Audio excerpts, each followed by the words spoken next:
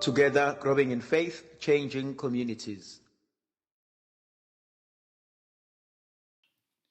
Makathunyiswe uJesu Kristo. Namhlanje ithandwa zami, ifisa sibuke incwadi ka-Exodus chapter 14 from verse 5 to verse 18. Kwathi ukuba uFaro esetsheliwe ukuthi abantu bakwa-Israyeli sebebalekile, ingqondo yakhe neyezinduna zakhe yajika okokuphela. Base bethi, hawu, senze iphutha ukuba siyekele abakwa-Israyeli bahambe bangabe besasebenzela. Kanjalo-ke wahloma impi, izinqola kanye namabutho. Wabophela izinqola ezingama600, waphuma namaqhawe onke aseGibhithe. uNkulunkulu wayenza yabalukhuni inhliziyo kaFaro, kanjalo-ke uFaro wabaxosha abakwa-Israyeli efuna ukubabuyisa besaphikelele phambili.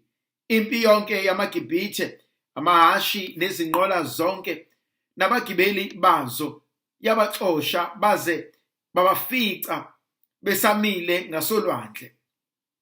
Kwathi lapho uFaro esezobafica abakwa-Israyeli babheka emumva, bawabona amaGibhithe balandela, bashawa uvalo, bagebhezela, bakhala kakhulu enkosini, basebethi kuMose, kanti kawekho yini amathuna eGibhithe ukuba usithathe siyofela ehlane na? Yini lena oyenze kithi ngokusikhipha eGibhithe? Asitshelanga yini siseGibhithe ukuthi siyeke sisale sesikhonza amaGibhithe? Kungcono ukuba sibe izigqila zamaGibhithe kunokuba sifele ehlane. Kepha uMose wathi kubantu, ningesabi, yimani isibindi, qinani, nibone usindiso lwenkosi ezonenzela lona namhlanje. Ngokuba amaGibhithe eniwabona namhlanje, ngeke niphinde niwabone. Inkosi izonilwela, nina-ke nifanele ukuhlala ngokuthula. Inkosi yathi kuMose, ukhalelani kimina? Tshela abakwa-Israyeli bahambe baqhubeke. Wena-ke phakamisa induku yakho, welule isandla sakho phezu kolwandle, ulwahlukanise ukuze abakwa-Israyeli badabule phakathi kolwandle, bahambe emhlabathini owomileyo. Kepha mina ngizawuzenza izinhliziyo zamaGibhithe zibe lukhuni, anilandele. Lapho-ke ngiyobonakalisa ubukhosi bami ngoFaro nangempi yakhe yonke, nangezinqola zakhe nangabagibeli bazo. AmaGibhithe ayakubona ngempela ukuthi ngiyinkosi nxa ngibonakalisa ubukhosi bami ngoFaro nangezinqola zakhe nangabagibeli bazo. Iyangithinta le ndaba. Lithi izwi likaNkulunkulu, uFaro uyayisola ukuba ubadedeleleni abantu bakwa-Israyeli ukuba bahambe. Avingozi inkonzo yokwenzelwa izinto. Avingozi inkonzo yokujwayela. Avingozi inkonzo yokuncika komunye umuntu.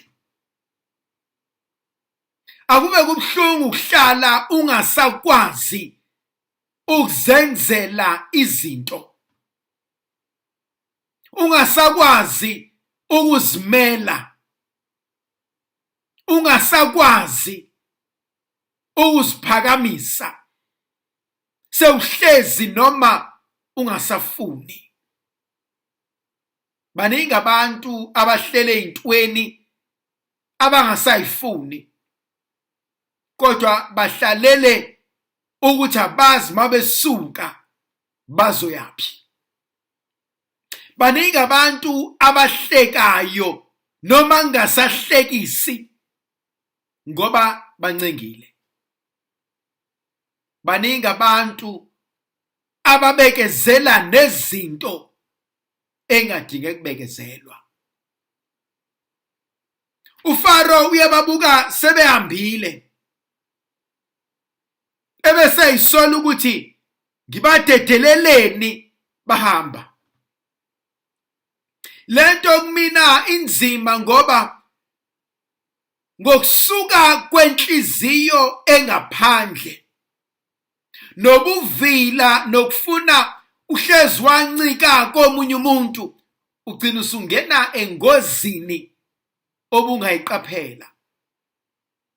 Uthola ukuthi ukube kade wahamba kuleli khaya, kade wahamba kule relationship, ngabe mhlambe umntwana wakho kafanga, ngabe mhlambe umntwana wakho abamdlwengulanga.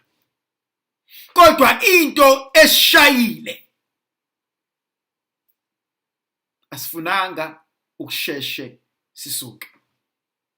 Noma imbhalo isisodongeni, sesibona ukuthi kunenkinga la, kodwa sifunanga. Okunye kwesibili engikubuka kungishinte ngale ndaba, uFaro usebenzise uvalo nokwesaba, watshela abantu bakhe ukuthi uma ngabacindezeli labantu ngelinye ilanga bongibele emakhanda, ngelinye ilanga bayoniphatha. Mangaka amanga esitshelwe wona, mangaka abantu esibazondile ngamanga esaxoxelwa wona ngabo.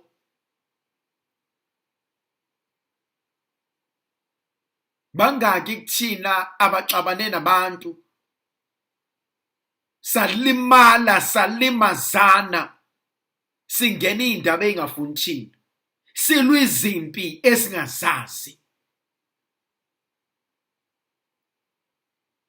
Lamadoda alandela uFaro ngoba usethe uFaro yena balandeleni. Nangembala lithi izwi likaNkulunkulu iqhwaga zonke, amaqhawe onke aseGibhithe aphuma alandela eyolwa impi. Umbuzo wami uthi, lempi oyilwayo uyayiqonda yini? IsiZulu sijulile, khona umehluko phakathi kokwazi nokuqonda. Uyayiqonda yini lempi oyilwayo? Ngoba kwesinye isikhathi into ngithi ngiyayazi, kanti bangikhele phezulu indaba. Kodwa mase ngiyiqonda, sengikwazi ukuyona noma ngaphendulwa kanjani, sengiyayazi, ngiyayiqonda, ngiyayiqondisisa.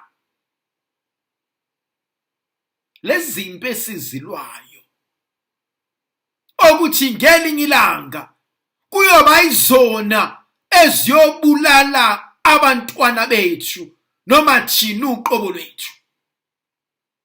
Abanye bethu bazobona sekudala ukuthi uSibanibani uke wadlala ngempilo yami, uSibanibani uke wavuma ukuba ngiyomenzela izinto yena angazenzanga nabantwana bakhe abangazenzanga, kodwa wavuma ukulutha ingqondo yami, walutha nokucabanga kwami. Ngayenza ngoba bengimethembile. Lamadoda afa ngoba asukalwa izimpi engezona izimpi ebengimele bazilwe. Khona impi engesiye yakho engimele uthi lena-ke ngikuthanda impela kodwa ngeke ngikulwele lempi ngoba kusiye yami, angiyazi iqale kanjani noma ungangixoxela kodwa akusiyo eyami. Lithi izwi likaNkulunkulu babajaha bathe besabajaha abantwana baka-Israyeli mabephenduka bayababona bebalandela, bayesaba, bayokhala kuMose bathi Mose naku sifa abengekho namaliba eGibhithe ukuba uncamela uba sofele eintabeni. Ngiyawathanda amazwi kaMose athi ngesabi, athi qinani, athi misibindi. Besiwaswela lawo mazwi namhlanje. Ungesabi, qina, yimisibindi. Sawuzibukile izinto zenzeka, wayibuka ibhasikophu yenzeka ezweni lakithi komakhelwane sakhelene. Wayibuka into zakwenyamalala over one night. Walahlekelwa ikona konke. Mhlawumbe omunye uthi inkosi ngizokwenza njani? Uthi uNkulunkulu kuwena namhlanje ungesabi. Uthi qina, uthi misibindi. Athi lezitha ozibonayo namhlanje athi awusophinde uzibone. Ngimbona uNkulunkulu esukuma ebesula inyembezi. Ngimbona uNkulunkulu esukuma esibamba ngengalo ethi sibanibani angeke kuphele ngawe. Angeke baqede ngawe ngalendlela. Ethi konke okudliwe isikhonyane athi ngizakubuyisela. Athi lobuxhwangu nokwelelesi nobugebengu athi abusoze baqeda ngawe. Ngimbona namhlanje uNkulunkulu wethu evusa ithemba elisha. Ethi lezitho ozibonayo athi awusophinda uzibone. Ngokuba mina nguNkulunkulu wempi kaIsrayeli. NguNkulunkulu onqobayo. NguNkulunkulu owezanayo. Baqedana athi Mose ukhalelani. Athi uMose ngenhliziyo bankosi yobabona nje athi uNkulunkulu uqhubekela phambili. Athi uMose ngenhliziyo bankosi kunolwandle ngaphambili. Athi uNkulunkulu Mose qhubekela phambili. Uyazi sometimes siyafika isigaba la empilweni ngiba stuck khona. Angazi ngizoqhubeka kanjani. Angazi mangiqeda ukususa lomlotha ngizotholani ngaphansi.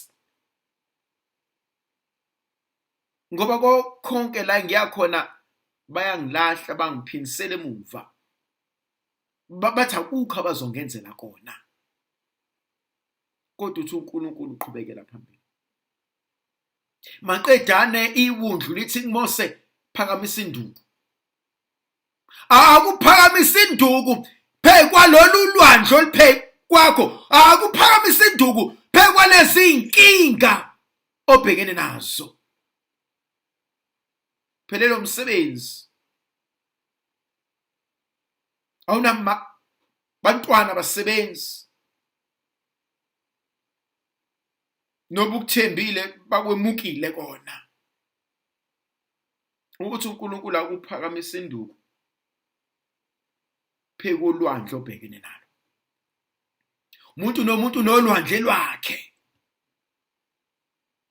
Kodwa namhlanje sibizela ukuphakamisa induku phe kolwandle. Athi maqedana uJehova athi ngizakuhlukanisa phakathi. Athi ngizakudala indlela. Athi phakathi nolwandle ngizakudala indlela. Athi phakathi nolwandle athi uzohamba esihlabathini esomleyo. uNkulunkulu uyayibeka lento enhlizweni yami ukuthi la ungasayiboni wena indlela uNkulunkulu useyibonile. La ubona kumanzi khona uNkulunkulu usenze koma kwathi inkwe. Wena ubona umlotha kanti uNkulunkulu usevusa okunye okusha. Athi bheka ngidala konke kube kusha. Ndlovukazi yezulu ayibenathi sibusise sivikele isikhanyisele. Sinika amandla nomusa negrace elivela kuNkulunkulu somandla uyise benendodana nomoya ogcobileyo. Ngiyakhuleka kuwe uNkulunkulu wami. Ngiyakuthanda ngenhliziyo yami yonke. Ngiyakubonga ngoba ungilonde kulobu busuku. Konke engizakwenza namhla ngizokwenzela ukudumisa nokuthanda wena. Konke ukuhlupheka ongangivelela ngizokubekezelela ngenxa yakho, ngihlawule ngakho izono zami. Ngithanda ukuzuza iziyekelo ezizuzekayo ngemkhuleko nangemsebenzi yami. Baba Nkosi, ngilonde futhi nanamuhla ulonde nabo bonke engifanele ukubakhulekela. Ungisize ngixwaye konke ukona. Sicela ngeNkosi yethu uJesu Kristu indodana yakho ephila ibusa kanye nawe nomoya ocebileyo neNkulunkulu munye izikhathi ngezikhathi. Amen. Ngegama likaYise benendodana nomoya ocebileyo. Amen.